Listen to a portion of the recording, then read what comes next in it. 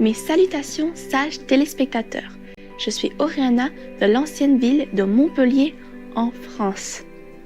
Notre peuple est reconnaissant que vous illuminiez le monde avec vos bonnes actions et vos gentils sourires.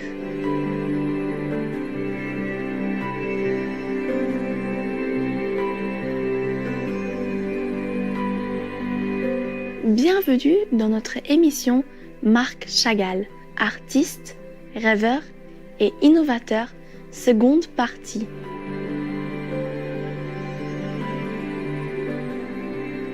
Continuons maintenant à découvrir la vie et les expressions artistiques, créatives de ces ingénieux artistes franco-russes du XXe siècle.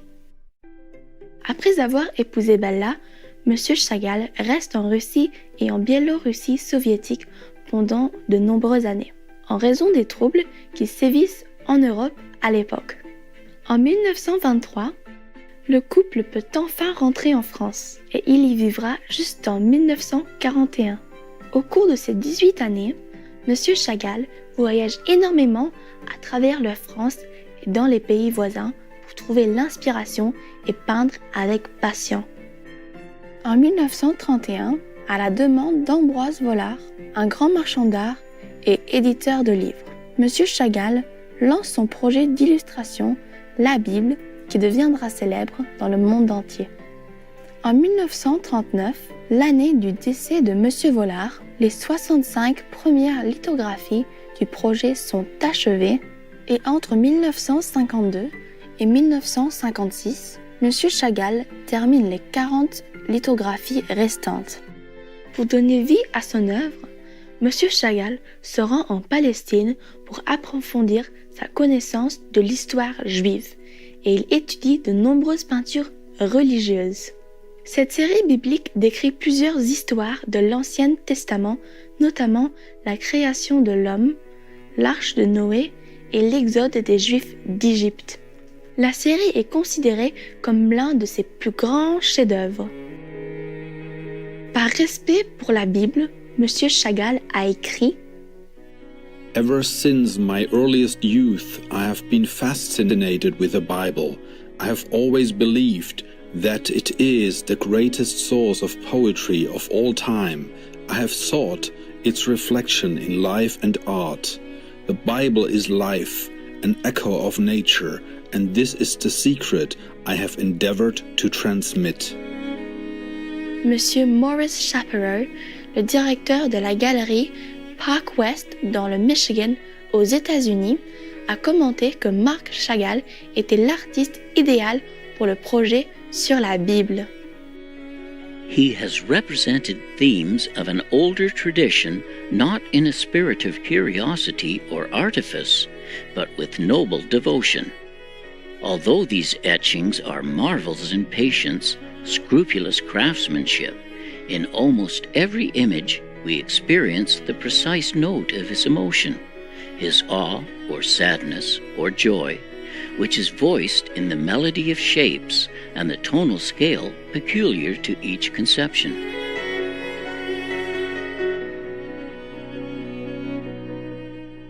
Alors que la situation empire pour les Juifs vivant en Europe, en particulier en Allemagne, M. Chagall utilise son pinceau pour dépeindre son angoisse.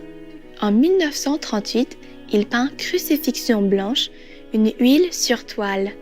Cette œuvre, qui diffère considérablement de ses peintures habituelles aux couleurs vives, dépeint le peuple juif pleurant et fuyant les actes de violence dont il est victime. Sur la croix, au centre du tableau, Jésus portant un châle de prière juif souffre avec le peuple juif. M. Chagall parvient ainsi à unifier les juifs et les chrétiens et il fait de la crucifixion le reflet de la souffrance commune partagée à cette période. La crucifixion est un sujet que Marc Chagall peindra tout au long de sa vie, bien qu'il soit de confession juive hassidique. Sans doute qu'à ses yeux, il existe parmi toutes les croyances religieuses du monde une base commune, solide, qui est l'humanité et la spiritualité.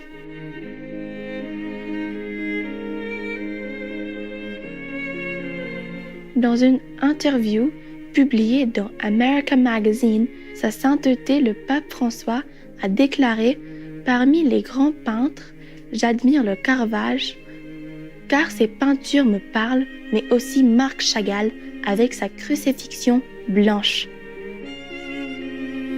À cette période, M. Chagall perd un être qui lui est très cher. Après un mariage heureux de 29 ans, Bella, son épouse bien-aimée, décède en 1944. Submergé par le chagrin, M. Chagall cesse de travailler pendant 9 mois. C'est alors qu'il emménage à New York, aux États-Unis, en même temps que d'autres écrivains, peintres et musiciens et réfugiés, eux aussi, et fuyons l'Europe. Il se met à visiter les musées et galeries et se lie d'amitié avec d'autres artistes comme il avait fait lors de son premier séjour à Paris. Il travaille pour le Ballet Theatre de New York et conçoit des décors et des costumes pour le nouveau ballet The Gypsies. Son travail connaît un succès réconfortant. Les critiques et le public adorent les créations de Marc Chagall et les accueillent avec beaucoup d'enthousiasme. Monsieur Chagall est reconnaissant pour sa vie aux États-Unis. À propos des États-Unis, il dira « Par-dessus tout, je suis impressionné par la grandeur de ce pays et le sentiment de liberté qu'il me procure. » En 1948, Monsieur Chagall peut enfin rentrer en France et il choisit d'habiter sur la Côte d'Azur, un centre artistique à l'époque où vivent également des contemporains comme Henri Matisse et Pablo Picasso. Alors que sa renommée grandit, il obtient davantage de succès en développant son art et en expérimentant avec de nouvelles formes et médias. Il s'essaie aux vitraux, la peinture murale, les décors de théâtre et les costumes, les tapisseries, la céramique et la sculpture. Son travail dans le vitrail fait partie des contributions majeures de M. Chagall au monde de l'art.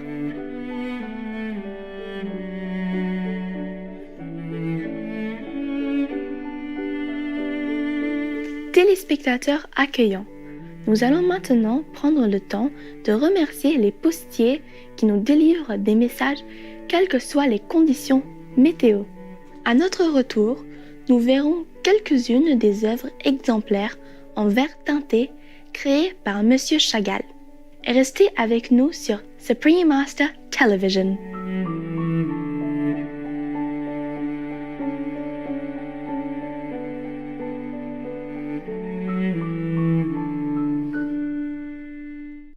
Bienvenue pour la suite de notre émission sur le célèbre artiste franco-russe Marc Chagall. Continuons à explorer ses créations artistiques.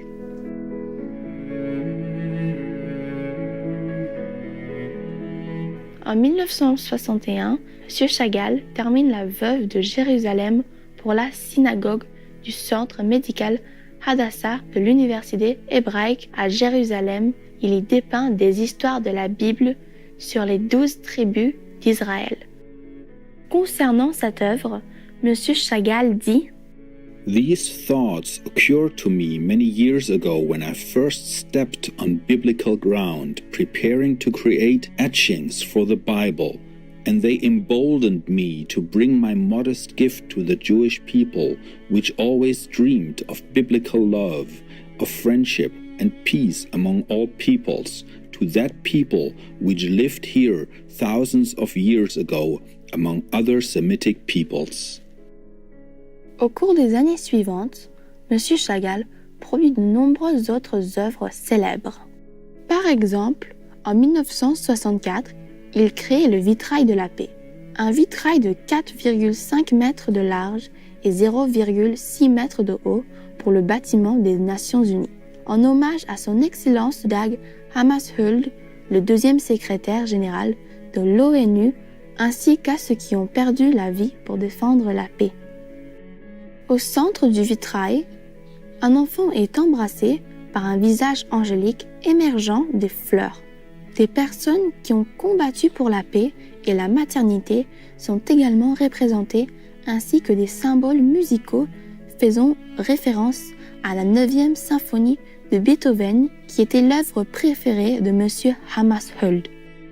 Il faudra 1 an à M. Chagall pour terminer une fresque installée au plafond de l'Opéra Garnier à Paris.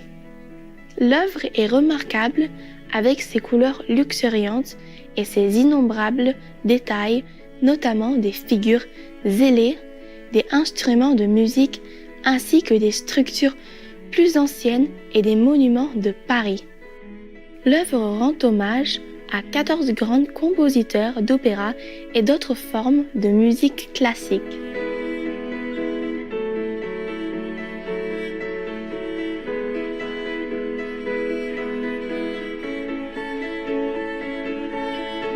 Lorsque la fresque est achevée en 1964, M. Chagall, âgé de 77 ans, offre le chef-d'œuvre en cadeau.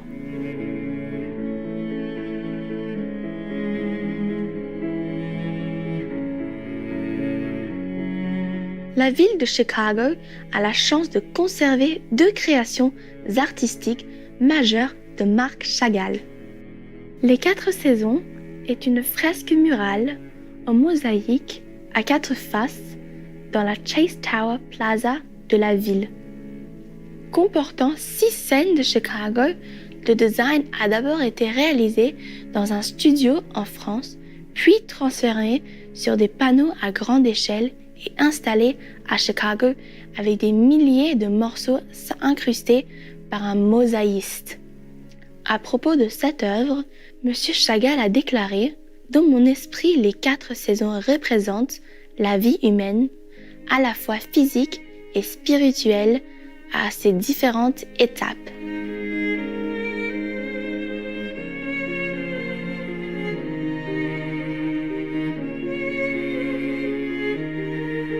En 1977, pour commémorer le bicentenaire de l'Amérique, M. Chagall dédie un vitrail à 3 panneaux intitulé America Windows à l'Art Institute of Chicago.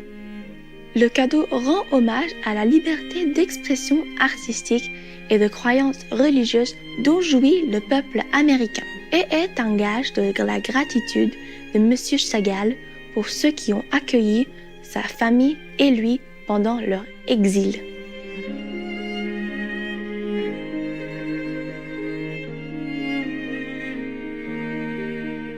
Le premier élément du vitrail représente la riche culture du blues de Chicago avec des images de guitare, de violon et des gens jouant d'un instrument. Le deuxième panneau évoque une prière pour Chicago, avec une colombe entourée de rameaux d'olivier au-dessus de la ville. Sur le côté gauche, un personnage allume une bougie à la mémoire du maire de Chicago, le bien-aimé Richard J. Daley, décédé 1 an plus tôt. Et le troisième élément célèbre la liberté religieuse, et les États-Unis sont représentés comme un melting pot.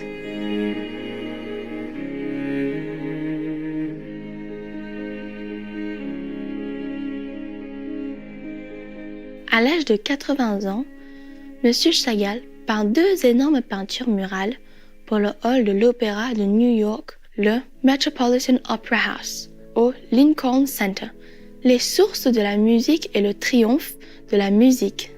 Dans ces peintures murales, il rend hommage aux compositeurs classiques du passé.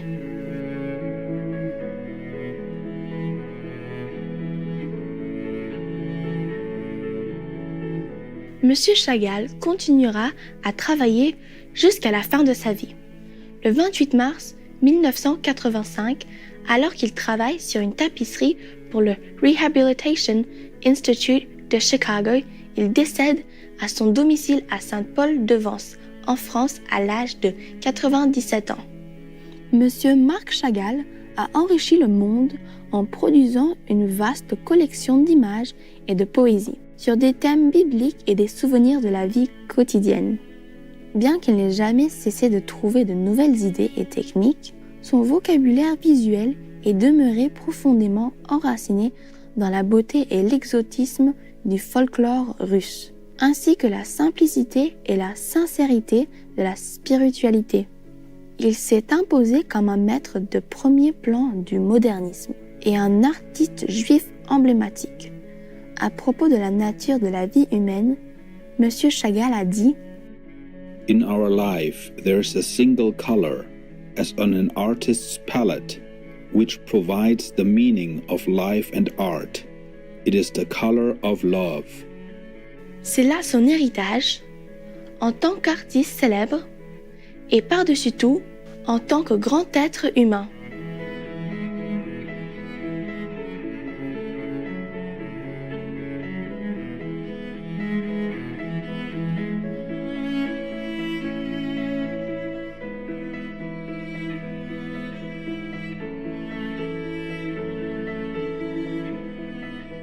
Téléspectateurs rayonnants, nous espérons que vous avez aimé notre programme aujourd'hui.